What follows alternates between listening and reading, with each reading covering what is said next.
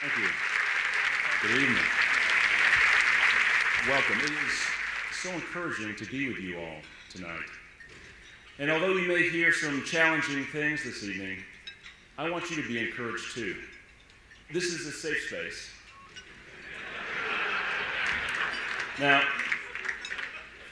for nearly 3 decades, Massachusetts Family Institute has served as the local associate for Focus on the Family here in the Commonwealth. And we've been educating and equipping and encouraging people all across Massachusetts more than ever before. And frankly, it's more important than ever before. Because the very ideas of family, of marriage, even of the definition of man and woman, are seemingly up for grabs to the loudest voices in our society. So at MFI, we seek to be your voice in the public square. Just this year, we've defended family values in local and national news outlets over 250 times. But we don't just communicate via the media. We also go out into the local communities. Since last October, MFI's Director of Community Alliances, Michael King, and I have spoken at over 100 different churches and parachurch events all across the Commonwealth. So my experience in the Marine Corps taught me there's no substitute for boots on the ground. Now, there's another lesson I learned during my time in the service that seems especially relevant today. It came when I was stationed with the Marines in Okinawa, an island about 400 miles south of mainland Japan. My house on base was surrounded by lush vegetation, miniature palm trees, shrubs, vines, and bushes. It felt like a tropical garden. My second son, Gabe, was actually born there, so we're not sure if he could run for president, but maybe we'll find out. But one day I came home from work, and all this vegetation was gone. The base lawn crew had been by, and they had cut it down to just stubs. And I thought for sure it was gone forever. It looked so barren and dead. But less than a year later, it had all grown back. Because nature has a way of reasserting itself. And that memory helps me keep things in perspective now. The evils we are working so hard to protect our families against aren't just violations of God's declared order. They are in opposition to the natural law hardwired into His creation. They are not sustainable. We're beginning to see this even now within the transgender movement, as young adults are coming forward to tell their tragic tales of hormone injections and surgeries as teenagers that left them scarred and miserable. I'll speak about this more in a moment, but the gender identity phenomenon is just one of many challenges we work on at MFI, along with Fresh to Free Speech, pot shops, drag queen story hour, just to name a few. But one of the most important issues we face at the very core of family values is the sanctity of life. The Supreme Court may have thought they were settling the abortion issue with the infamous Roe v. Wade decision, but they could not have been more wrong. Just in the past year, while some states were passing some of the most pro-life laws ever, abortion activists in Massachusetts and elsewhere began openly advocating for what can only be described as infanticide, abortion on demand up through, not to, birth. Now, as horrific as this practice is, there's nothing new under the sun. 2,000 years ago, it was known as exposure, when unwanted babies were left to die. But our Christian ancestors were known for pulling those children off the ash heaps and giving them life and love and a home, and we must fight in all ways to do the same now. That's why when a similar abortion bill was introduced here in Massachusetts this year, we sprang into action and pushed back hard against this Infanticide Act. Not only would it allow doctors to refuse life-saving treatment to unwanted babies who were born alive, the bill would also allow for girls as young as 12 to get abortions without their parents' consent or even knowledge. And this is an attack not only on life, but on parental rights and family values, 3 generations of a family at one time. In addition, the Infanticide Act would take late-term abortions out of hospitals and put them into unregulated clinics, opening the door to the harvesting of beating hearts and other body parts that we are now learning have actually been harvested and sold by Planned Parenthoods and their affiliates for research. At MFI, we put together a legislative brief and a detailed line-by-line analysis for pro-life activists and legislators. We hosted over 25 church-based training seminars culminating at our annual lobby day on Beacon Hill, where this year more than 500 people came and lobbied their legislators on this dreadful Infanticide Act. That's a record, by the way. Last year, I think it was 200, and the year before that, it was less than 100, so we are growing exponentially as people wake up to this.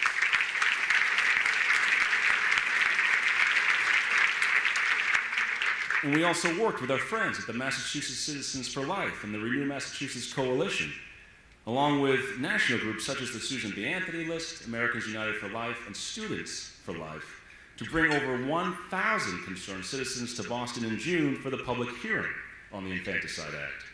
MFI handed out hundreds of red Choose Life t-shirts, and they made an instant, dramatic visual impression on legislators and the media. Planned Parenthood was there too, with their pink shirts that read, "Abortion is healthcare." And this battle of red versus pink flooded the State House and filled not one but 2 overflow rooms. Now, this sent a message that even the local pro-abortion media could not ignore. We also worked with pro-life legislators to make sure they had the information they needed to hold infanticide supporters accountable for this terrible bill. And they did. Perhaps the most dramatic example of this was when the vice president of the Massachusetts Medical Society was testifying in support of the bill and was questioned about why she backed legislation that allowed doctors to perform late-term abortions without life-saving equipment on hand. The doctor admitted to audible gasps in the packed auditorium that she was unfamiliar with that section of the bill. So we put together a video of that exchange and posted it to social media, and to date it has over 40,000 views. And the Infanticide Act is still stuck in committee.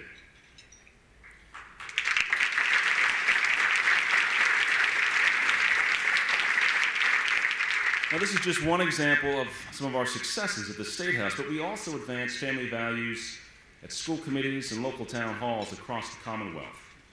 This allows us to win fights at the local level by equipping and mobilizing the church and pro-family activists to fight for their communities. For instance, by keeping commercial marijuana from taking root in their neighborhoods. One example from over the summer, a priest called me and asked if MFI could help one of his parishioners who had been single-handedly trying to stop a 65,000 square foot marijuana grow facility in his residential neighborhood. Now, this man had been going to months of planning and zoning board meetings alone, pleading with town officials to stop the pot factory. His appeals, however, fell on deaf ears. After all, the marijuana entrepreneur promised a cut of his profits to the town in the form of, get this, a DARE officer. Now, after we put the word out to our contacts in the area, we had 20 citizens who came and voiced their concerns at the next town planning meeting. They were largely ignored and condescended to, but we didn't give up. At the following meeting, 2 weeks later, over 100 people came and packed the small town hall. And the next morning, we learned that the pot factory plan was suspended and eventually was abandoned for good in the face of overwhelming community resistance.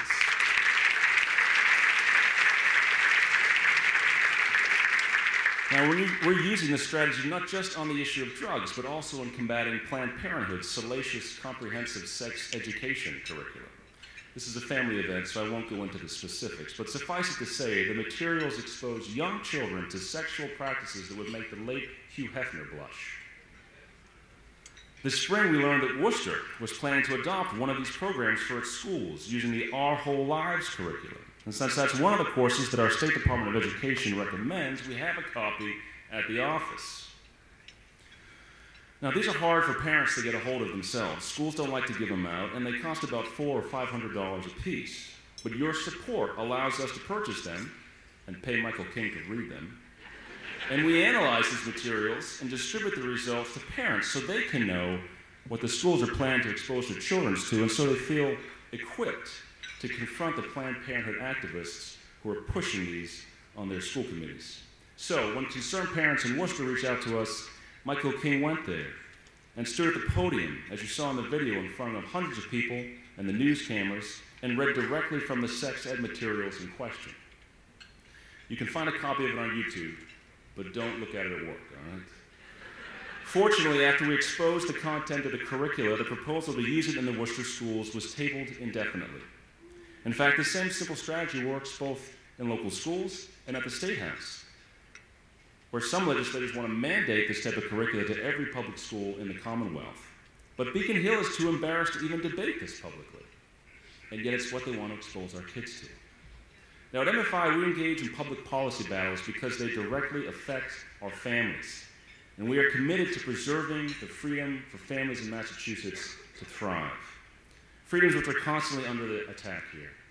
For example, parents are afraid of merely speaking out publicly on the issue of transgenderism, even when it means a biological male takes their daughter's spot on the girls' sports team, even when it means being forced to speak the lie of a preferred but false pronoun, even when it means a woman is forced to wax a male's genitals, because they fear they could lose their job or business. Increasingly, churches engaged in ministries of compassion and community service face lawsuits for maintaining the God-ordained distinction between male and female, even in the context of homeless shelters. Christian schools are having to navigate how to provide a safe and consistent environment for their students, but at the same time not run afoul of the legal threats and social media cataclysm of offending a student who says they're gender fluid. Unfortunately, there are some who refuse to get involved because they still believe that we don't legislate morality. The problem is the realm of the political has expanded to encompass many of the most profound moral questions of our time. This means, among other things, that our government absolutely legislates morality. The only question is, whose morality is going to be written into law?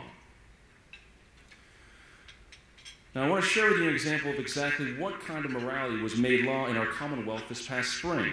At MFI, we've been receiving a growing number of requests from parents who are seeking counseling to help them with gender-confused teenagers. This is not surprising, given the relentless promotion of the gender ideology to our youth. In fact, recent statistics show that the average-sized high school in Massachusetts will typically have 11 students who are somewhere on the gender identity spectrum. Now, fortunately, when we get these calls, we have a list of licensed mental health professionals who have experience in this area, and we're able to connect parents with counselors that they can trust. But in March of this year, our state legislature rushed through a bill that would not only ban this type of counseling for minors, it would also categorize it as child abuse. So in Massachusetts, it is perfectly fine to pump a girl full of testosterone so she grows a beard and have her breasts removed. In fact, there are clinics at Boston Children's Hospital and Boston Medical Center that advertise this on their website. But to counsel that same young woman to literally feel comfortable in her own skin, that's against the law. Now, at the legislative hearing in March, MFI was the only organization opposing this bill, but we were able to present testimony from a dozen individuals who had benefited in their lives from talk therapy, that helped them explore underlying psychological issues or past trauma that manifested in same-sex attraction or gender dysphoria. And were it not for the financial support of all of you, there would literally have been no one there to fight back. Despite this, Governor Baker signed the counseling ban in June. That's the bad news. The good news is it's not the end of the story. Although it did ultimately pass, due to pushback from constituents like you, its sponsors were forced to eliminate the provision accusing Christian parents of child abuse. A provision in every version of this bill since it was originally introduced in 2013. And were it not for our collective efforts on this, Massachusetts would have passed the most aggressive and anti-family counseling ban in the nation. But together, we made a difference. And the implications of this partial victory were immediate. Within days of the counseling ban being signed into law, I was contacted by a family whose teenage daughter had recently begun identifying as a boy. The girl had a history of mental health issues, but the medical establishment quickly began referring to her using male pronouns and told her parents to do the same. She was briefly institutionalized, and when the parents refused to sign off on puberty blockers and testosterone injections, they were investigated by the State Department of Children and Families. State investigators even went so far as to interrogate the family's priest about the church's teaching on transgenderism, all in a purported effort to ensure that the girl's home was safe for her as a transgender teen.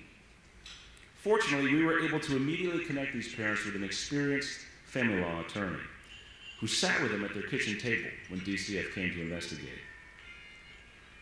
And he helped them successfully navigate this terrifying process. And yet, had we not forced the child abuse provision to be dropped, these parents could easily have been accused of child abuse merely for their biblical views on human sexuality, and their daughter could very well have been taken away and placed with a transgender-affirming foster home to be their son. And this is only the beginning. For example, as part of our research into this case, we learned about a bureaucrat who's in charge of implementing LGBT policy at the Department of Children and Families.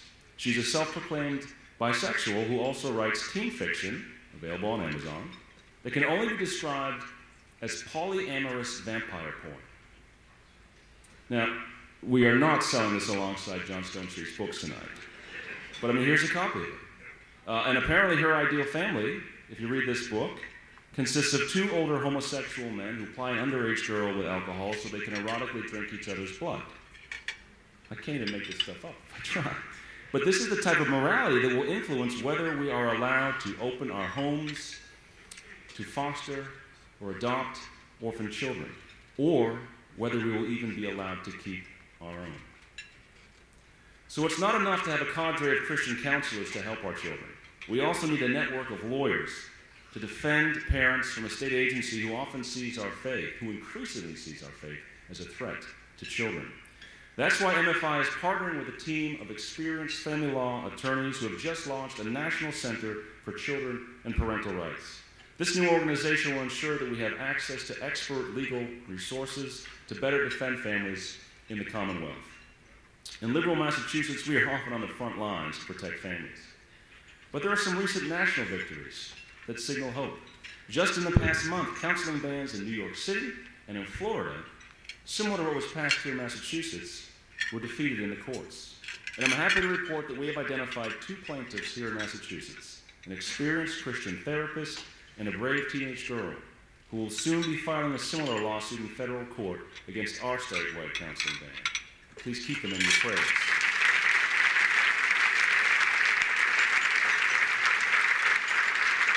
Finally, although I hope that none of you will ever need an attorney to help your family navigate the transgender issue, everyone needs to be educated about this social contagion that is exploding amongst our youth. Whether you are a parent or a grandparent, a teacher or a pastor, I strongly recommend you read through a brand new resource we have been helping develop with our national allies, the Family Policy Alliance. It's called Responding to the Transgender Issue, the Parent Resource Guide. Over the next several months, we will be distributing these guides at churches all over the Commonwealth. But you can download your electronic copy tonight at mafamily.org/PRG. This is a national resource endorsed by advocates from across the ideological and political spectrum, such as the Heritage Foundation, a conservative think tank, and the Women's Liberation Front, a radical feminist group that I believe Todd belongs to. Okay. We've done the work to supplement it with the details on transgender issues here in Massachusetts, and that's also accessible at mafamily.org/PRG. Together, this serves as an update on the rapidly changing issue of transgenderism, which we first tackled along with abortion, euthanasia, same-sex marriage, religious liberty, and other issues in our Engage the Bay State Church curriculum, which you can also learn more about on our website. As you can see, at MFI, we strive to be a voice for our shared family values in the public square, and when necessary, in the courts of law. And we are constantly working to be the go-to resource for you when you're looking for information you can trust on some of the most bewildering challenges that parents have ever had to face. We're here to help you weather the storm until, just like my backyard jungle in Okinawa, the timeless truths of life, marriage, and family grow back into full bloom in our society. So it is now my pleasure to introduce to you a man who also served his country overseas. And although we had very different experiences, I was a military attorney, mostly in a courtroom, and he was a swift boat captain in Vietnam. We both came home with a deep appreciation for America, not just as a place, but as an ideal. And this man has continued to fight for that ideal here at home, building organizations that defend religious liberty, educate our young people in the faith, and speak the truth boldly in the public square. Please join me in welcoming the founder of Massachusetts Family Institute, Rob Bradley.